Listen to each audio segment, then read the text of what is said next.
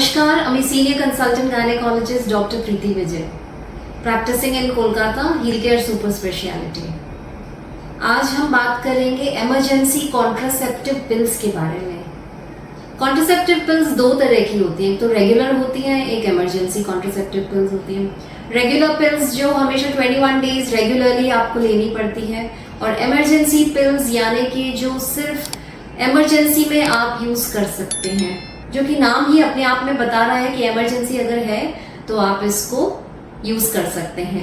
Unprotected intercourse के बाद में आप इस मेडिसिन को ले सकते हैं। इसको कई नामों से जाना जाता है, अनवांटेड 72, प्रिवेंटॉल, मॉर्निंग आफ्टर पिल्स या प्लान बी। पर मॉर्निंग आफ्टर पिल्स नाम एक तरीके से मिसनॉमर ही है, क्योंकि जितना जल्दी आप ये मेडिसिन लेंगे उतना ज्यादा इसकी एफिकेसी होगी। आप अगली सुबह तक का इंतजार नहीं करें। इस मेडिसिन को लेने का तरीका क्या है?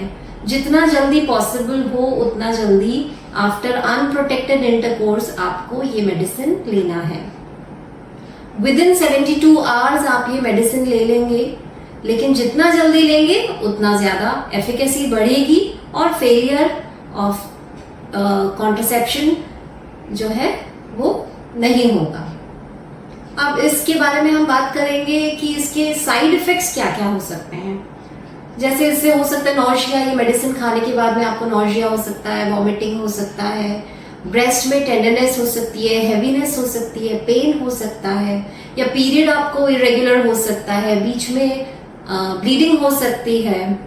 अगर नेक्स्ट पीरियड ये मेडिसिन खाने के बाद अगर आपका पीरियड मिस होता है तो आपको अपने डॉक्टर से, अपने गायनेकोलॉजिस्ट से कंसल्ट करना चाहिए।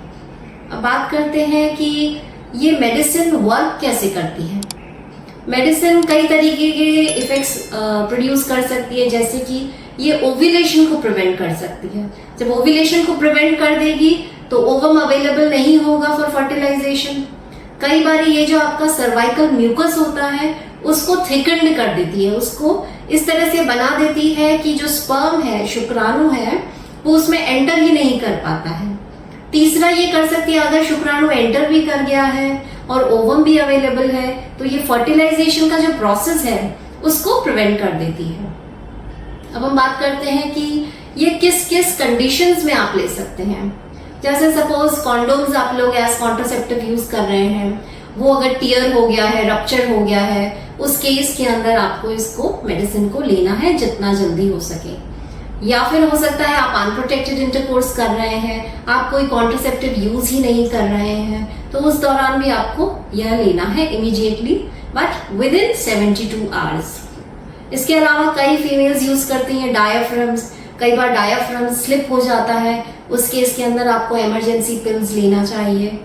या फिर अगर आपको एक ही साइकिल के अंदर अगर आप 2-3 बार अगर इमरजेंसी पिल्स आप ले रहे हैं, इसका मतलब आपको एक रेगुलर कॉन्ट्रासेप्टिव पिल की जरूरत है।